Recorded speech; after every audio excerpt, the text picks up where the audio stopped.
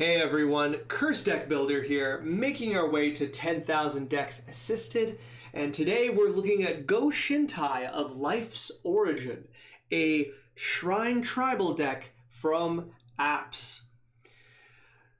First, a little administration. Apps has been so nice to support the channel to bring their deck to the front of the list, but it is a really good moment to remind anyone who wanted to do that as well, that when you send your deck list to me and you send a donation, make sure to write which deck list you would like to be brought up within your message.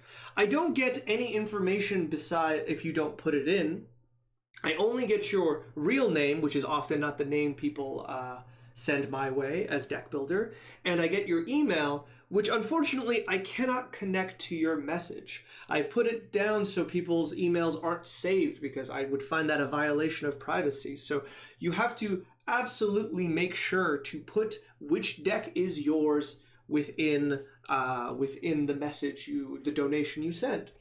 Also, really importantly, is if you do send a donation and you don't see your deck, you don't see anything of your deck being posted as a video, check your emails. I've probably sent you an email to find out which deck list that I've sent your way, to hear back from you. And yeah, and if you don't see it, feel free to leave a comment. It's probably just administrative. I've just missed the deck list, or something's happened with the email. I absolutely want to make a deck list of everything that's sent to me through donation, so please just check with me. I'm very happy to make sure nothing falls through the cracks. And Apps did finally, in a roundabout way, we did find out which deck it is, so I'm really happy to be able to make this deck list in this video now. Apps, I'm sorry for the wait. I'm glad we can actually make the deck list now. All right, with all that administration out of the way, let's take a look at the deck. Apps says, looking to make some cuts, but overall, I'm just looking for your advice and feedback on my Go-Shintai Pillow Fort Pet deck. And as for restrictions, they say no restrictions. Sounds good. Let's see what we can do. Let's talk about the commander, Go-Shintai of Life's Origin, and talk about why they are the lead of our Shrine deck. They are a 4-mana 3/4 legendary enchantment creature shrine, and they have two abilities. The first one is one of each color, tap, return target enchantment card from your graveyard to the battlefield, and a second one that says whenever this creature or any other shrine enters the battlefield, create a 1/1 colorless shrine enchantment creature token. So Go-Shintai is like the Shrine Commander. It is in 5 colors because of its ability, and that's particularly good. And it just very much so benefits your shrines by coming in as 2 shrines and enabling, the creation of more token shrines. One of the things is every shrine outside of the tokens is a legendary card. Now, this doesn't really matter for Commander, but in other formats, the idea was you could only have one of each shrine. And the cards, the power level of the cards themselves were balanced around that fact. And so, when we keep that in mind, something like Go-Shintai of Life's Origin, and I'll just probably say Life's Origin because there's other Go-Shintai, Life's Origin is just really, really good because it allows you to cheat on that soft restriction that these shrines have. And so, by playing Life's Origin, we are getting ahead. Now, its first ability, the one with all of the colors to reanimate a enchantment, is okay. I wouldn't say this is the main idea of the deck. You could make it the main idea of the deck, but I wouldn't recommend it. It's mainly there to give Life's Origin all of the different colors it needs to be a Shrine Commander. So you may activate it here and there, but not so much as like one of the main draws of the card. And looking at the deck, we've got a really nice collection of shrines. We have a nice enchantment setup. We look down and the curve is really good. We kind of are, I think it's 2 manas at the highest. Then we kind of go down. We have 1 6-mana spell, 1 7-mana spell, which we'll talk about. And when it comes to the mana cost of our commander, we do have a lot of cards. We have 9 other cards outside of our commander, but I will say this isn't particularly a problem because the way Life's Origin works as a Shrine commander is Life's Origin itself doesn't actually have any Shrine triggers. So you don't want this to be the first Shrine you play, even though it is really, really strong. And all of the other cards at 4 mana are either shrines themselves or really, really powerful enablers. With Thassa's, I think, or Thassa being probably the weakest one because she is dependent on your commander, but the rest are really, really good. So I think there's no problem here. Looking at the deck itself, and let's talk about a few cards that stick out of me for cuts or other conversations.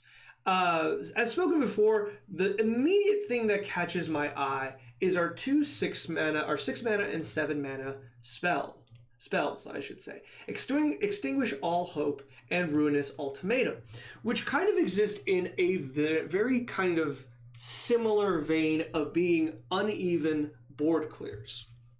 So let's start with Extinguish All Hope because longtime watchers know how I feel about Ruinous Ultimatum. So let's talk about Extinguish All Hope and why I don't really like it here. And the idea is this.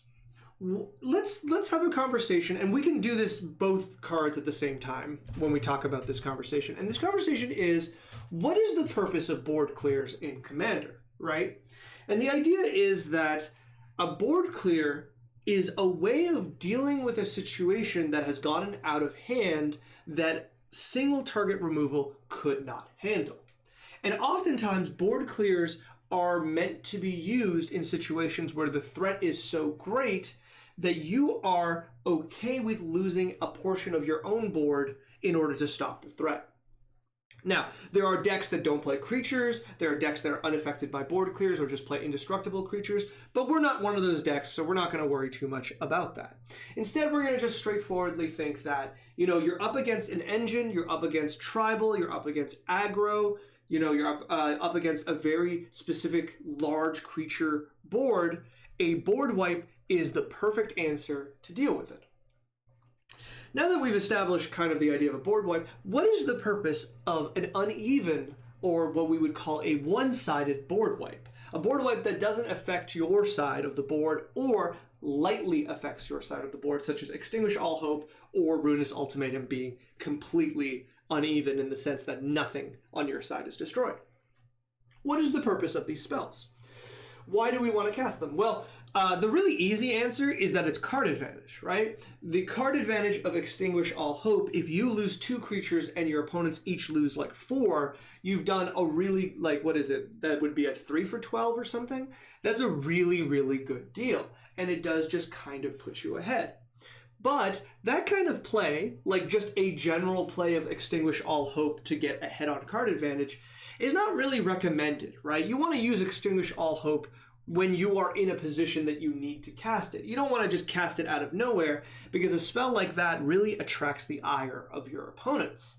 The second that they see you do that, even if they weren't anywhere close to winning the game, they're all going to collude with each other and go, hey, let's take out the enchantment player. Let's take out apps.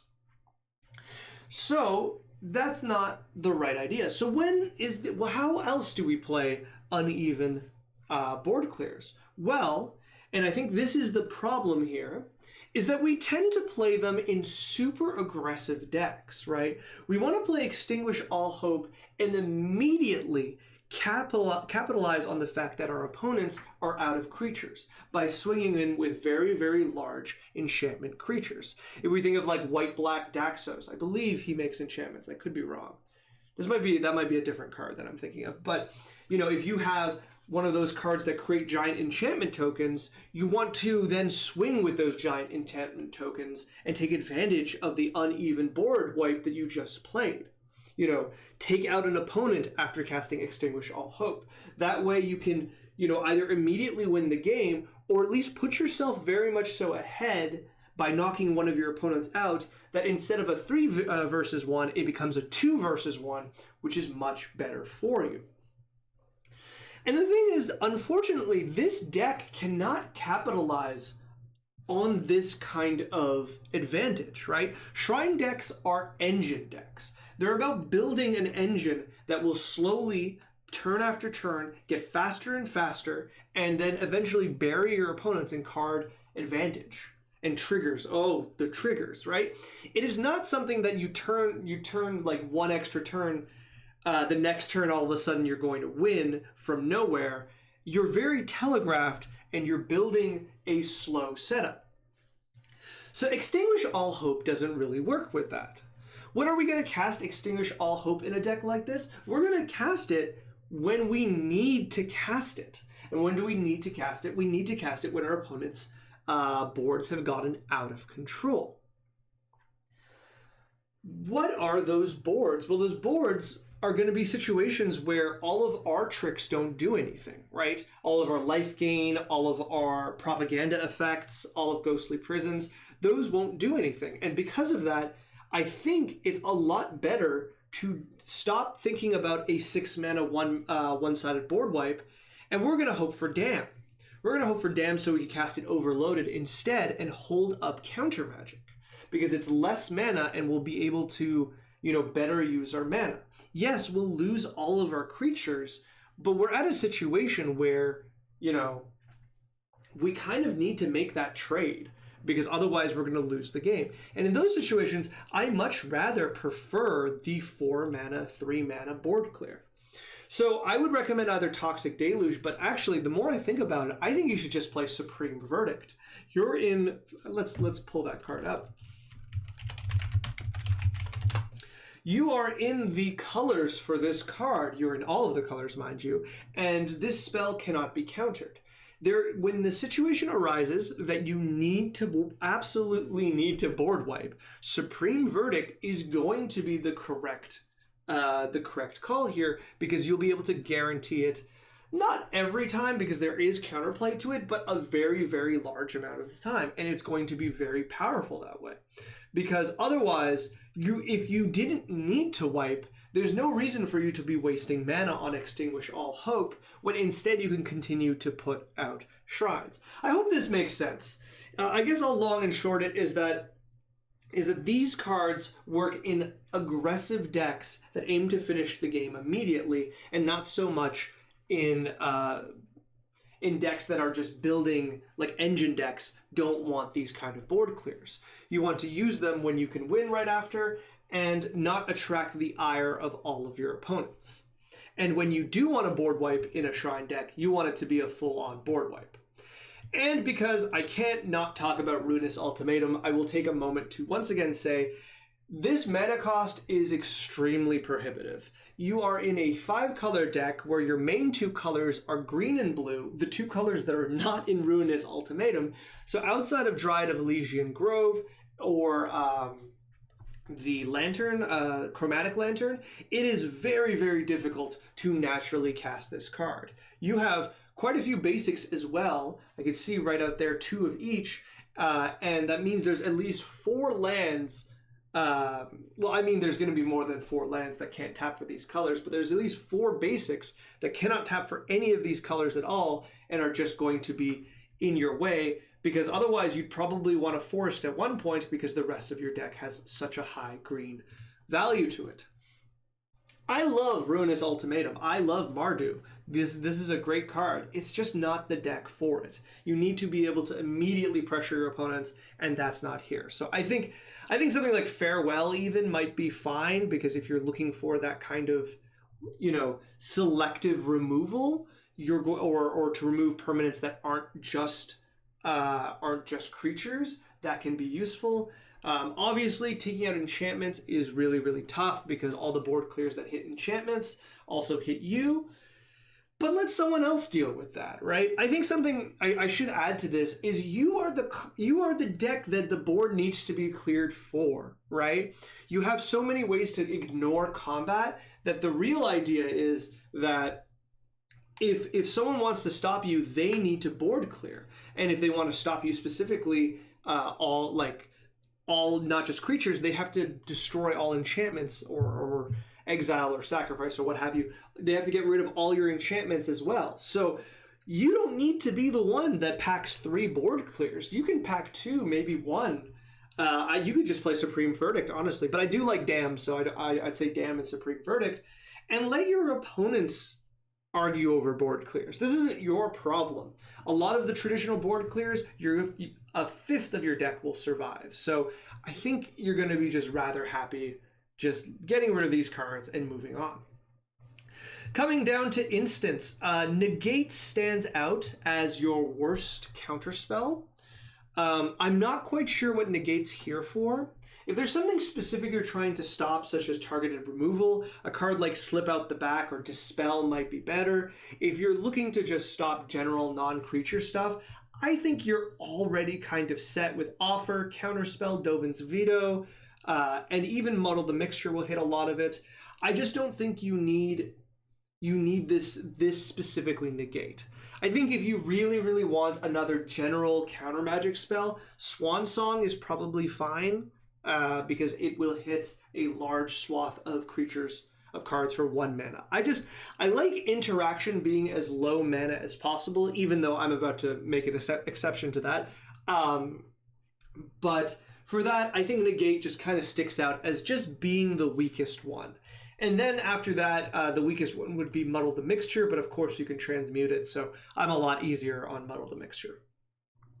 After that, I want to point out Assassin's Trophy and Anguished Unmaking. And the reason I want to point out these 2 cards is they have 2 color pips that are 2 different colors.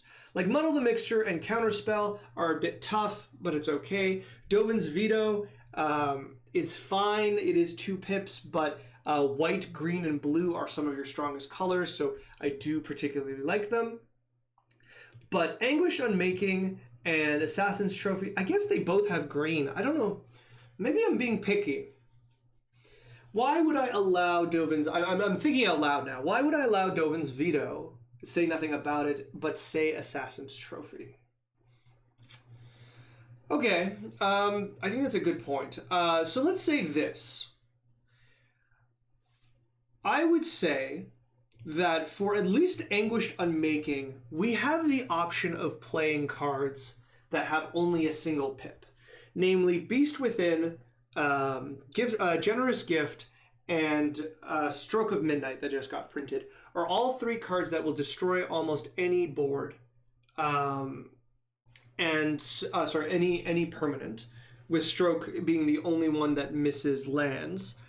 And it doesn't exile, but it will destroy anything, and it will give them a creature in as the exchange. So I like that instead of Anguish because it's a single pip, and I think we should be trying to take advantage of that because we are in 5 colors. But Assassin's Trophy, nothing does the same thing at 2 mana for 1 pip, so I think that should be fine. I guess you could play Tear Asunder. Let's say that. Let's say play Tear Asunder instead. Right? Because it doesn't hit lands, but it exiles... Oh no, yeah. For 4 mana, it exiles creatures, but otherwise it exiles targets, artifacts, enchantments. Maybe. I don't know how I feel about this. I think it's close. But I will say, Assassin's Trophy I like a lot less than the others because giving a land is really a big downside. It's not free to give an opponent a land, and so I would prefer if you gave them a 1/1 or a 3/3. So, and there's no equivalent to Dovin's Veto, which Dovin's Veto is just so good, Counterspell so good, Muddles fine.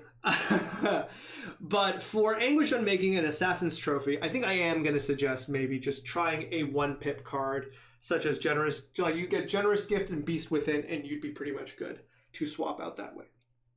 All right, let's move on. I don't have many others. I think something that kind of sticks out to me is Paradox Haze. And the reason is that we've got a bit of a divide here. You can see that we have, back in the day, if we look at the Hondens all trigger on upkeep, and Paradox Haze makes a lot of sense. But then, if we start looking at the other ones, also a Sanctum of All, I think some of the old ones, the Stone Fet... no, it's not even all throughout. Yeah, so let's start. Hondens and Sanctum of All are upkeep. But if we start looking at Stone Fangs, we look at, where is it? Fruitful Harvest, which I think is one of the strongest ones. These are both pre-combat. If we go to the Go-Shintai, they are end step. So when we look at it this way, there's actually somewhat less upkeep triggers than you would think. Even things like Thassa Deep Dwelling is an end step trigger and not an upkeep trigger. So Deep Dwelling, does that really, isn't a dwelling a place? I guess it's also a verb. Let's just call her Thassa. But all this to say, I think there's considerably fewer. Calm Waters is main phase. Shattered is not even a trigger. It's an activated ability, not a trigger. So with all that to say, Paradox Haze, I think, misses too much of our deck for this ability. Even though, like, the ceiling is high, if you have all the Honden and you have Sanctum of All, this is really, really good. But outside of that, it's not great. It's really, really not great. So I think I would cut this pretty easily. I think there's just other decks that can really benefit from this. And you don't get the benefit of like giving it to an opponent and having cards that trigger on their upkeep as a backup. This is just a card that in certain setups is going to be dead. And I think notably, outside of Seeing Wind, which I think is one of the strongest ones, it hits a lot, it misses a lot of your other powerful cards, such as Stone Fangs, such as, where are we? Fruitful Harvest. Just Fruitful Harvest is so good. And the fact that this card misses that, I think, is too much of a problem. So I would cut that pretty easily. I think the rest is generally good. I think there's a few kind of cuts in terms of cards that are just not as good, or like, you know, we can kind of adjust. Like, that just are kind of okay. Like, but there's nothing we can really do, right? Something like the Boundless Vigor and Lost Wisdom aren't particularly good, but they're there just to be extra shrines. I think if you wanted to power up the deck, at a certain point, what you can do is take those out for either blink effects, ephemerate style effects, so that you can get another trigger off of Life's Origin, or just other maybe clone effects or something like that. That being said, Lost Wisdom goes hard. I love that art so much. It's so cool. And it is worth noting that targeting yourself with this card is probably the only correct play. I think there's very, very few commander decks that don't benefit from some milling, right? The idea that any given deck has zero recursion at all, maybe it's because I play a lot of black, but I find that hard to believe. Every green deck has Ewid, every black deck has Reanimation, white decks tend to have Sun Titan Recommission, keep those in mind. Red decks have, can cast spells from their graveyard or return instants or sorceries or artifacts. And what am I missing? Blue decks have Delve and other effects. So milling someone is often, if you're not going to completely mill someone out, milling them is often a mistake in my opinion. So I think Go-Shintai, the only time you're going to mill is you're going to mill yourself. And obviously there's a lot of benefit here. All right, before we go to my additions, I want to look at some of your considering cards. Delightful Halfling, I would recommend just think about it as budget only, because it is really, really good here. As a reminder, every single one of your shrines is legendary, which means every single one of your shrines is now uncounterable with Delighted Halfling out. Really, really like that. I think it's very, very, very strong card. So absolutely, if you can afford it, grab that card when you can. Composer of Spring says on Constellation, you can play a land tapped from your hand to the battlefield.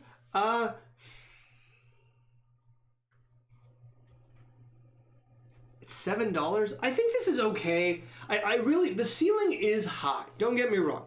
The idea of playing Composer of Spring and then like Soul Ring and your commander. Let's just say the perfect draw so that we can imagine the Christmas land. of turn 2 this card, turn 3 your commander, and you just put 2 lands from hand into play because of your commander's ETB trigger as well. 2 Constellation triggers, that's really, really, really good. But you need to replenish those cards from your hand. And you're kind of low on lands. You're at 35. I wouldn't mind if you went up to 36. So with that in mind, I think it's good, but like sometimes it's just going to be okay. You need your draw engines in order. Like you need to go Composer of Spring, Rhystic Study, play a land from hand, next turn play your commander, and hopefully have drawn enough cards to play 2 lands.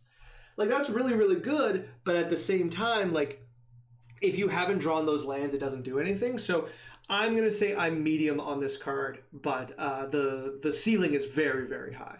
I'm not even thinking about if you control 6 or more enchantments, you could put a creature or land, because I don't think you have anything really you want to cheat in anyways. Maybe Doomwake Giant, but otherwise you'll be fine. I think generally you're just happy getting those lands in. Helioid's okay. I don't think this is the deck for Helioid. Anixia, on the other hand, I do find rather impressive here, mainly because she reanimates every single one of... she can reanimate on... She's a Titan, right? On attack and on ETB, she reanimates a shrine, but she exiles it, which is worth noting, which means you can't reanimate it by your other means. But that being said, I do think she's very, very strong.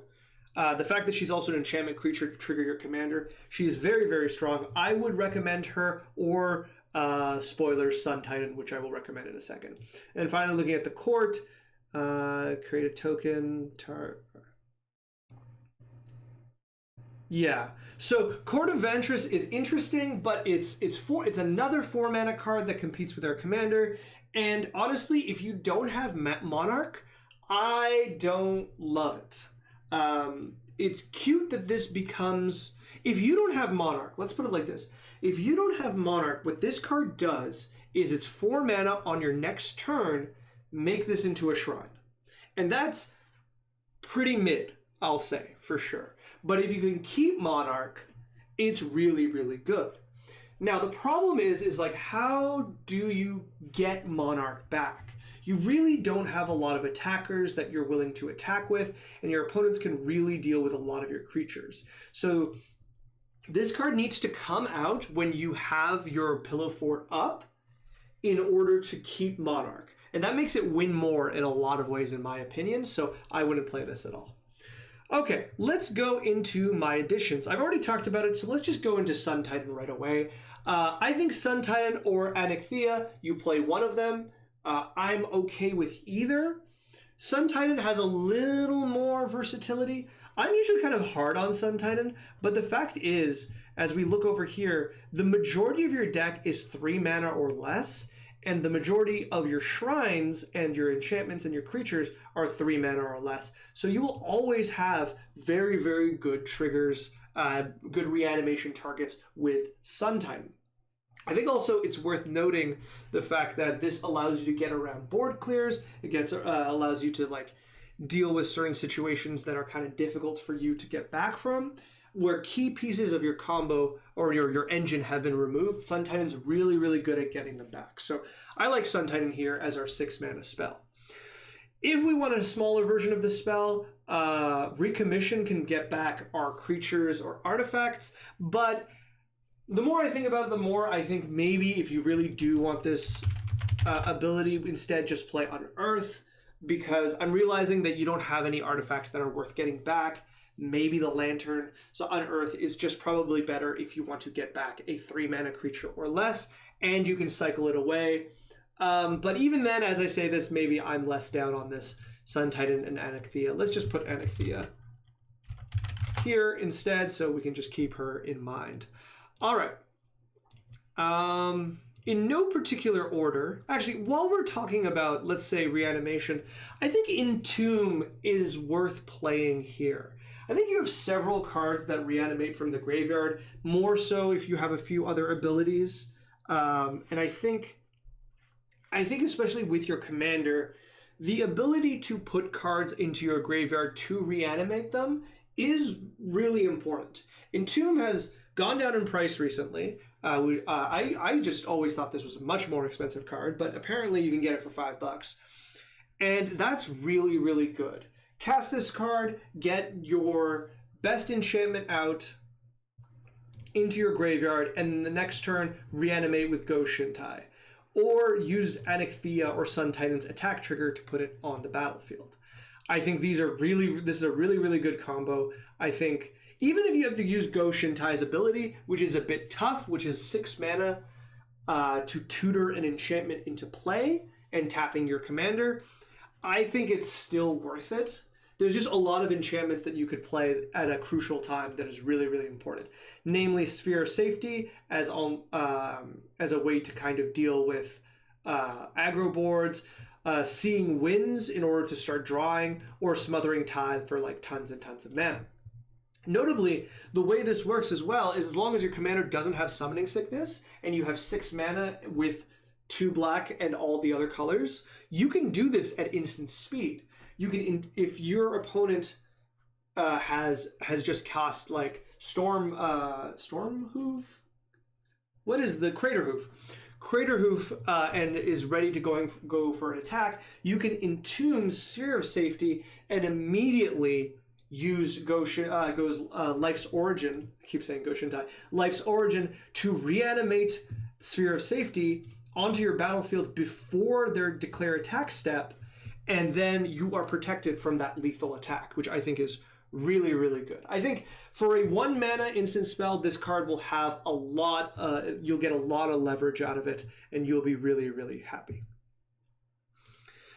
Speaking of tutoring, here's another tutor card that I think is worth playing. Zur the Enchanter. You have the lower mana Zur. I think it's worth playing this bigger Zur.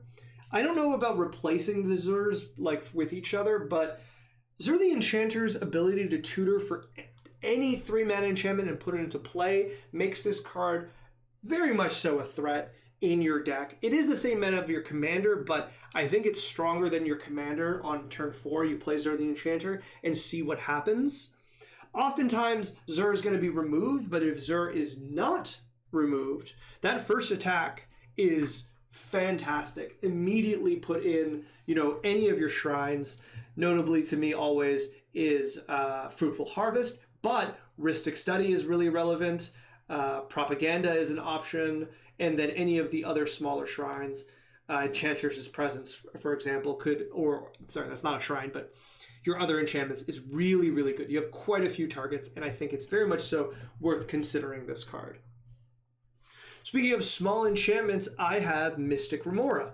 It just feels notably missing. I think you can get away with playing it rather easily, and considering the amount of enchantresses that you have, sometimes you'll just play this late game to draw cards and not keep it around on the upkeep unless you have quite a bit of mana that you're happy to be spending away.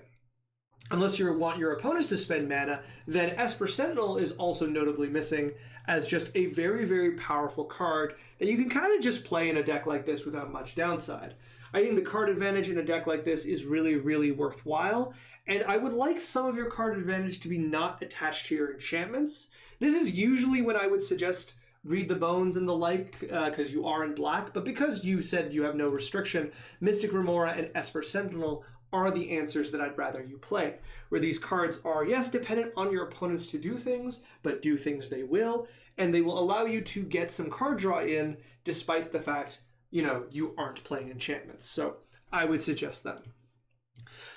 And speaking of artifacts, one other artifact that I noticed you're playing is Strionic Resonator. I usually do not like these effects.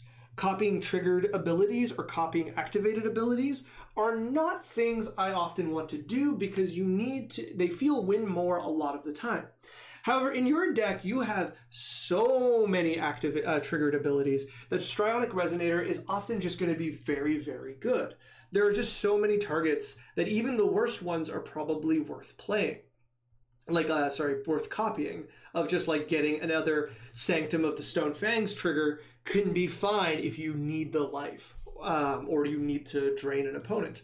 but obviously on the higher end of the ceiling, copying a Seeing Winds trigger is just really, really good, where you're going to be drawing 2 mana to draw like, what, 6, 7 cards is going to be backbreaking for your opponents. So I think Strionic Resonator is a really, really easy card that you can put in here.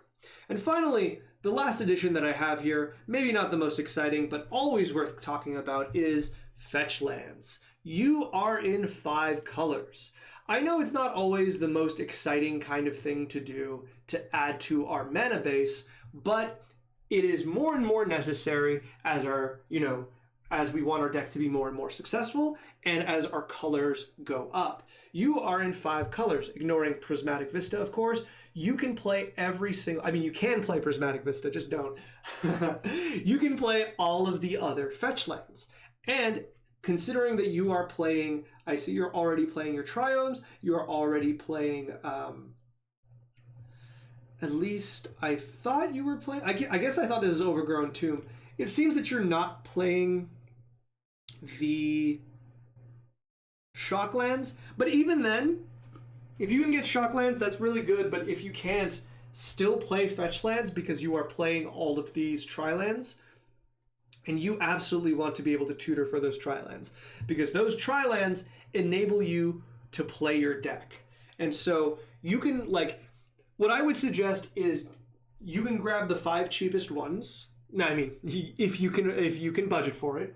But if you can budget for the 5 cheapest ones, you can remove one of each of the basics, replace them in there, and you have substantially increased the power level of your deck. I would also suggest, depending on who you play with, sometimes you can proxy them. Some people have no problem with proxies. I have no problem with proxies, especially for fetches, especially for shocks and duels. You just have to ask your play group, but I would suggest if you can proxy them or play them, absolutely play the fetch lands. And I think that's where I'm going to end this deck assist video. I think the deck itself is already really solid. I think it's got a lot of the stuff that makes Shrines good. It has a lot of counterplay measures that I really like about it. The interaction suite is really nice. The enchantment suite beyond the Shrines is really good. And obviously all of our enchantment support is really, really good. So the deck also already is really strong. So a lot of the things that I've been pointing out are kind of the outliers. And for conclusion's sake, I'll go over them real quickly. I find Extinguish All Hope and Ruinous Ultimatum to not really belong in this deck. Negate feels particularly weak. Anguish Unmaking and Assassin's Trophy feel like they should be 1-pip spells. Paradox Haze notably doesn't feel like it does enough because it just doesn't trigger with the majority of our deck. And you could afford to go up 1 or 2 lands, and you should be playing fetch lands. If you're going to play any of my additions, I would say Zur the Enchanter, Entomb, and then either Sun Titan or Anixthea. Probably Anixthea for all of the combos with your deck, but I would probably add these 3 cards in. After which, if you are budgeting for it, Mystic Remora and Esper Sentinel are really, really good. And Strionic Resonator I really like, but if you didn't play it, I would forgive you in time. All right. Apps, which now I realize stands for apostrophe, so maybe it's ops. Something to think about. But thank you so much for supporting the channel and sending in your deck. I'm sorry it took so long. I don't like when things fall under between the cracks, so I'm glad we could get to this. And I hope to see another draft of this deck sometime. I think it looks really good. I think the only thing I would ever consider, I think Life's Origin by far is the strongest commander. I think Sanctum of All is strong, but not where you want to be. I think Go-Shintai is the stronger one for sure. And the only other thing I would ever consider for a shrine deck is a non-5 color shrine deck. I really like tribes that are in all 5 colors, but are not in a 5 color commander. So things like what was it? In Anixthea's deck, there was a Narsi, I think, was in that deck, was a Saga deck, Saga commander. right after we got Tom Bombadil, which was 5 colors, and I preferred her because she had less colors. So if anyone ever wants to build a shrine deck that is not all 5 colors, I would love to see it. You could use Zur among other different kinds of enchantment leaders, commanders to do so, but I'm a big fan as we cut colors. But I'm going in circles, so I'll say I really, really like the deck. If you want to send me another draft of this deck or any deck, there is a link in the video description down below to send me a deck. And if you would like apps here to have your deck be the next deck I work on, there is a link in the video description down below. Please make sure to note which deck you would like me to bring to the front of the list. And finally, if you would like, comment, subscribe. The YouTube channel is growing. We are approaching the time that I'm getting really busy, so we will be cutting down on videos for a bit, but I am excited to see more decks and work on more of them. Thank you so much for sending this deck, and good luck improving it.